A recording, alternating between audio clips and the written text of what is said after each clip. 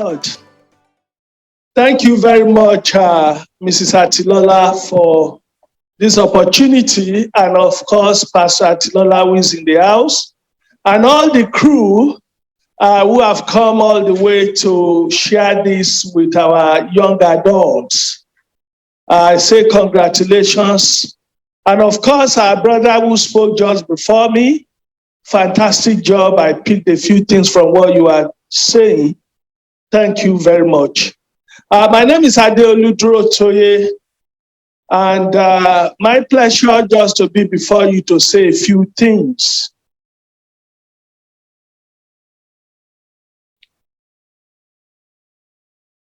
I hope that, you will take advantage of this opportunity. When I was growing up, I didn't have the opportunity many of you have today, with respect to this kind of seminar.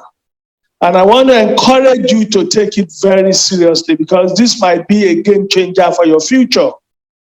One of the problems that youths have is what we call the debt crisis. Most students will go to school by taking student loan. Maybe not for those who are international students, because you are not entitled to it. But if you are a resident of Canada, it's very likely that you end up taking student loan.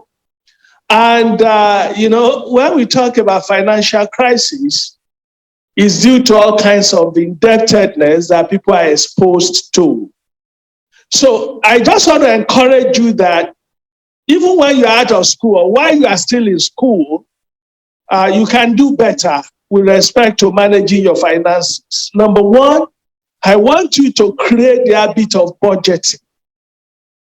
If you don't have a budget, it's a problem. I've seen many people that will tell you, I make X amount of dollars a month. And then I'll say, let me see your expenses. I bet you they don't know how much they're spending. They just spend money as it comes. And when you don't have a budget, you are exposed to all kinds of impulse expenses. So you go out now, they say, oh, this thing is on sale. You don't know whether you need it or whether it's just a want. As long as it's on sale, even when you don't need it, you still buy it. Oh, it's on sale. I will need it sometimes. You might end up not using it. Well, it's not too expensive. It's just $30. $30 in 10 places can mean a lot. And of course, you also need to understand something. When you go to the bank and they give you different kinds of offers, don't jump at it. You must know why you are doing what you are doing. You must have a financial goal.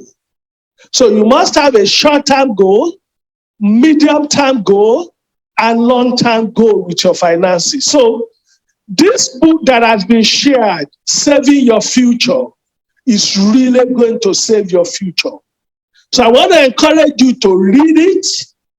My card is there in the inner cover page, and you can give me a call or send me an email if you want to know more.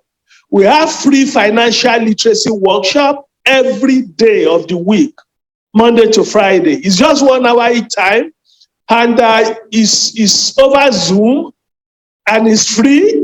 You can learn about a lot of things, how to manage your finances, how to accumulate wealth, how to invest for your future, and all that. In closing, I want to say this. Who wants to know a key to becoming a millionaire? Anybody in the house?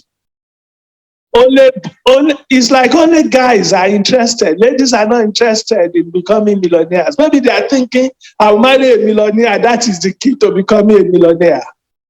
Do you know that if you save $70 a day, write this formula down. You save $17 a day or $500 a month. You save it for 30 years. and you are able to get 10% rate of returns, you will be a millionaire after 30 years. Save $17 a day or $500 a month, save for 30 years at 10% rate of returns. At the end of 30 years, you have 1,135,000. Give me a call if you want to know more. Thank you and God bless you.